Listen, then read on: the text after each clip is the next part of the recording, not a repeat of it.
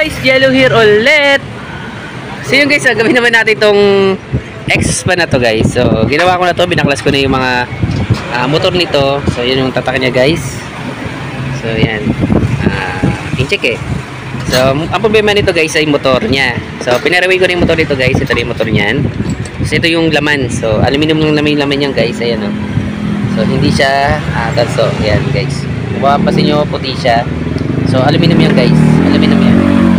So ito yung pinaraway natin. So yan na. So ito na yung bago. So bagong raway na yan guys. So tinanggal ko lang to para malagyan natin ng bago.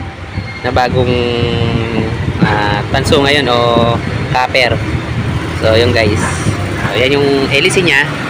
So ito yung ano niya yung ito yung volume ng para sa hina sa lumakas. So yun. So yan yan. Yan o. So yan guys. Tapos ito yung hélice niya. So tinanggal ko na siya kasi nga pinaraway ko na siya. So hindi ko na siya nakitang pinakita sa inyo na nakalas ko na siya. Ayan. Pati yung capacitor niya ay sira na rin.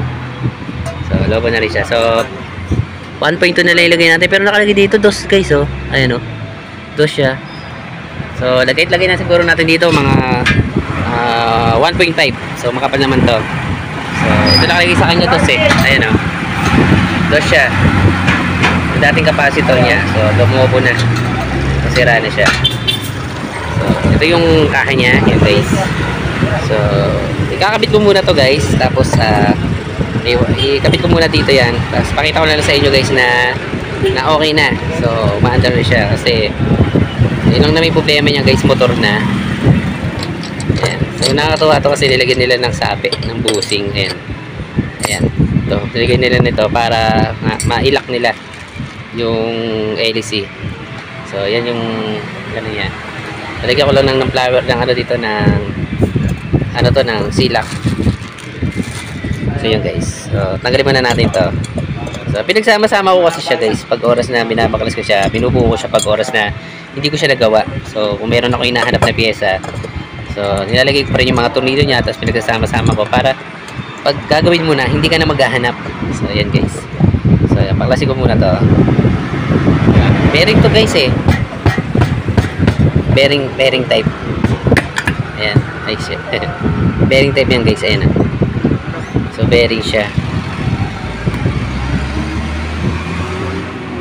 So maganda siyang ano na busing kasi bearing na. So hindi ka na magpapalit-palit ng busing. So may nabibili naman na busing yan guys. Bearing yan. So pag bibili kayo ng bearing, dalhin nyo na lang yung sample nyo para ito na yung kukopyahin nila. So yun guys. So ikabit ko muna to at babalikan ko kayo guys. So yan lang naman yung sa kanya.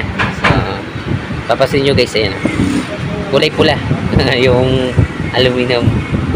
Ito sa ating tanso na. So di ko lang napakita sa inyo guys na binaklas ko siya kasi nagmamadali rin naman akong tanggalin to kasi nga yung may-ari gusto niya rin makita kung talagang motor na. So binaklas-paklas ko siya. So hindi ko na siya na videohan.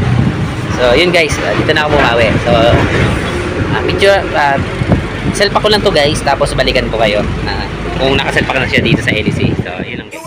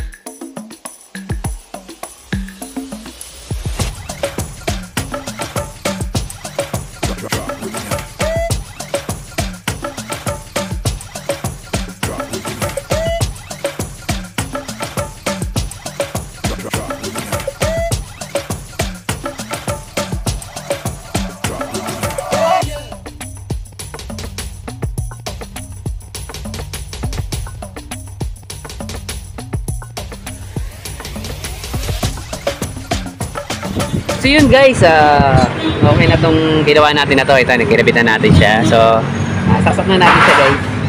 So, saksak natin dito. Saksak na natin ha. Ate ko, anda. So yun guys, umandar siya. Yan, natin. Hangin, tama naman. Dito yung hangin. Diba? Okay siya. So okay naman guys. So lagyan natin yung switch niya. So ito yung switch niya. So tingnan natin guys kung hihina o lalakas yung ano niya. Yung hangin. Ikapitan natin siya. So kasi yung ano niya, yung saksakan niya guys. Yan, meron parang volume. So checkin natin guys kung okay na siya.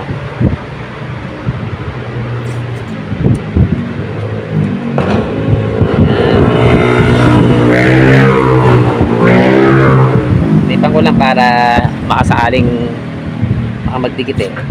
220 na natin ito guys. So 220 na to para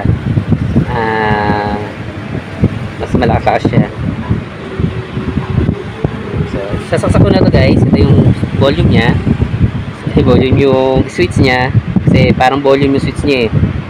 So yun guys, tingnan natin kung okay na siya. Ayan, so naka-off. So ayaw niyang umandar. So siguro may problema na to guys. Ala oh. So may problema na tong switch niya na to.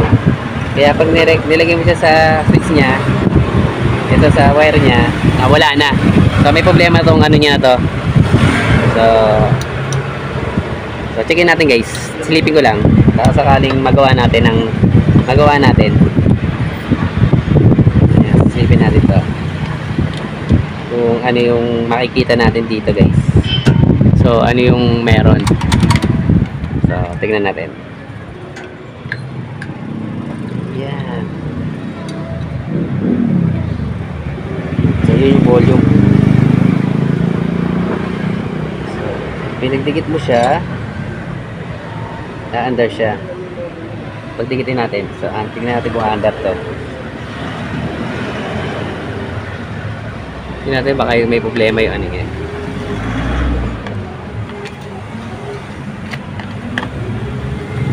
Hindi tayo mag-testing eh.